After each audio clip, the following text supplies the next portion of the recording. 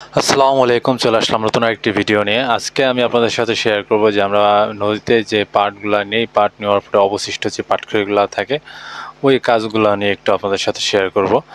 যেহেতু নদীতে যে কাজগুলা করা হয় পাটের, এই কাজগুলা হিউজ পরিমাণ কঠিন, কারণ এতই পরিমাণ পরিশ্রম তা বলার ভাষার বাইরে। এটা হচ্ছে আপনার যারা আর কি আমরা নর্মালি এই পাটগুলো নেওয়ায় চুক্তিতে, মানে এক একজন লেবার প্রত্যেক দিন, মানে এক আটি নিলে 4 টাকা, তাহলে তো বুঝেন 100 আটি নিলে 400 টাকা। এক একজন লেবার মিনিমাম হলেও মনে করেন যে মানে 200 নেয়, কেউ 250 নেয়, কেউ 300 নেয়, কিন্তু এখানে মিনিমাম ধরেন মানে কিছু কিছু এটা অনেকে আছে না, কারো হাত চালু বা কারো একটু মানে একটু বেশি নিতে পারে এরকম। যেমন একটা ভাই নিচে আপনার প্রায় 300 আটি, আরেকজন নিচে 250 আটি, একজন নিচে 200 আটি, এইভাবে করে পরীক্ষা নেয়। যে 300 আটি নিচে তাহলে হিসাব করেন 3 4 1200 টাকার মতো সে পাটগুলা নিচে সে 1200 টাকা পাবে। আর এই খড়িগুলা হচ্ছে অবশিষ্ট যে খড়িগুলো থাকে এগুলো তো আমরা যেহেতু নদীর এপার কোনো রাস্তা নাই, আর ভিজা খড়ি ছড়ানো জায়গাও নাই যে আপনি ছড়ায় শুকাবেন, এরকম কোনো পরিস্থিতি নেই।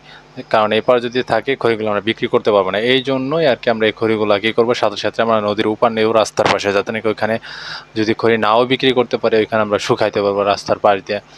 শুকানোর পরে দেখা গেলো এই খড়িগুলো আমরা বিক্রি করতে পারবো, এই একটা বিষয়। আর এই খড়ি মনে করেন এত পরিমাণ ভার, মানে যা বলে মানে বলার ভাষার বাইরে। মানে একমাত্র যারা এই কাজগুলো করছেন তারাই বুঝতে পারবেন যে এই পাটের যে কাজ কি পরিমাণ পরিশ্রম করতে হয়। এক কথায় এই কাজগুলো করতে করতে চেহারা তো ডিসপ্লে বাদই হয়ে যাবে আর কি। আপনাকে দেখলেই বোঝা যাবে যে ভাই আপনি কি পরিমাণে পরিশ্রম করেন, কৃষিকাজে কি পরিমাণ হার্ড। এই খড়িগুলো যে হচ্ছে আমরা এখন এটা বাঁধতে হবে, কারণ যেহেতু নর্মালি ওটা চ্যাঙ্গা চ্যাঙ্গা এক জায়গায় রাখে, কারণ আমরা প্রতিদিনকার খড়ি প্রতিদিনই নিয়ে যাই, কারণ একসাথে অনেক খড়ি হয়ে গেলে এই খড়িগুলো আমরা উঠাইতে পারবো না। এই জন্য দেখা গেলো প্রতিদিনই আমরা কি করি, এটা আজকে 4 থেকে 5 দিন ধরে আর কি খড়িগুলা পাটগুলা নিতেছে 5 6 জন করে লোক, কারণ অনেক পার্ট আমাদের জাগ আসছে, এই জন্য আর কি বেশি বেশি করে লোক নিয়ে আমাদের এই পাটখড়িগুলো নিতে হচ্ছে। আর প্রতিদিনকার খড়িগুলো আমরা সাতটা এইভাবেই নিতে থাকি, নিয়ে আমরা এক জায়গায় টেপা দিই, ওইখান থেকে আর কি আমরা ভিজা খড়িগুলো বিক্রি করে ফেলাই। নর্মালি আমাদের এলাকায় এখন পাটের অনেক দাম, মানে পাটখড়ির অনেক দাম, মানে এক আটি প্রায় 8 টাকা 9 টাকা এবং 10 টাকা পর্যন্ত বিক্রি হইতেছে আপনার ভিজা পাটখড়িগুলো। আপনি নর্মালি আমরা এই পাটখড়িগুলো নিয়ে এক জায়গায় খালি শুধু দাঁড়া করবো, ওইখান থেকে মনে করেন 800 টাকা খালি শুধু গাড়িতে সাজায় নিয়ে যায় আর কি খড়ি।